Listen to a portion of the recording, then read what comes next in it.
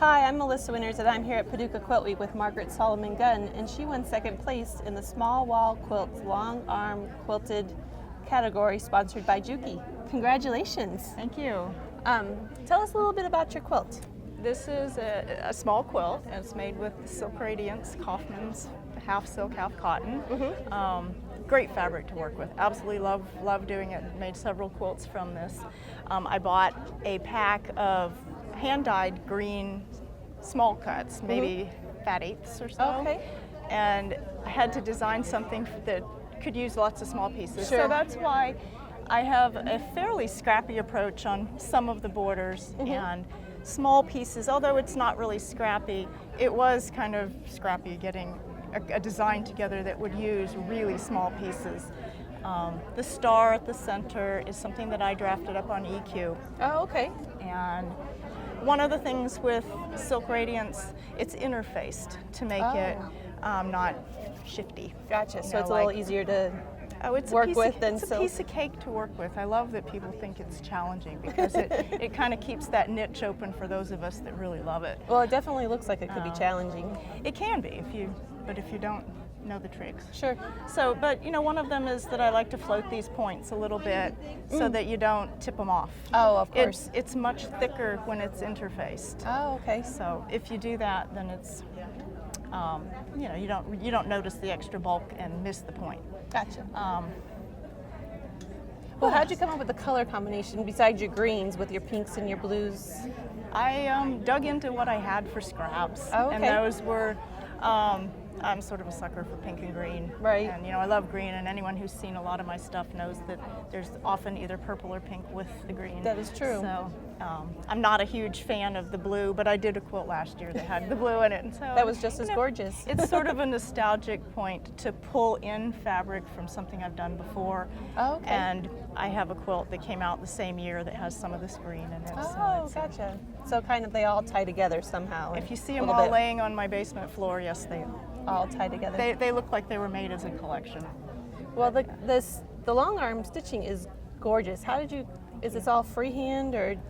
Every bit of it is freehand. I don't have anything but a stitch regulator and a whole lot of templates. Oh, great. So how did you come up with some placement and stuff on some of these designs? Well, one of the things I like to keep in mind when I make the long arm quilting, I don't necessarily want to just stitch places. And in some cases I do, these triangles are stitched, but I like quilting that flows outside of the lines and brings a new dimension to the piece. I wanted to detract from the fact that this is nothing but a square on point with a olive border. Kind of boring. But if you can make these, I draw it up on paper, or I print it out on paper, and I start drawing on these arcs and trying to come up with a pattern that brings life to something that's just to have seen this before it was quilted. It's very simple. Sure. But the quilting is what brings it to life. Right. To me. I love that I could actually put it on and create this octagon, which is more of a focal, if you look at it from afar, than just a square. Yeah, your eyes definitely go to the whole be. thing. Yeah. So in designing the quilting, it's key to, although it is a very busy little piece, it's only got a couple of fillers used in here. This little leaf design and then these shells. The rest of it is, variations on cross-hatching, which all tend to, you can use several of them together because they're cohesive and they play nicely. The other thing is pick a shape that is common and repeat it. I have this little curly hook guy, and that gets repeated. And the diamond I've taken from the piecing itself.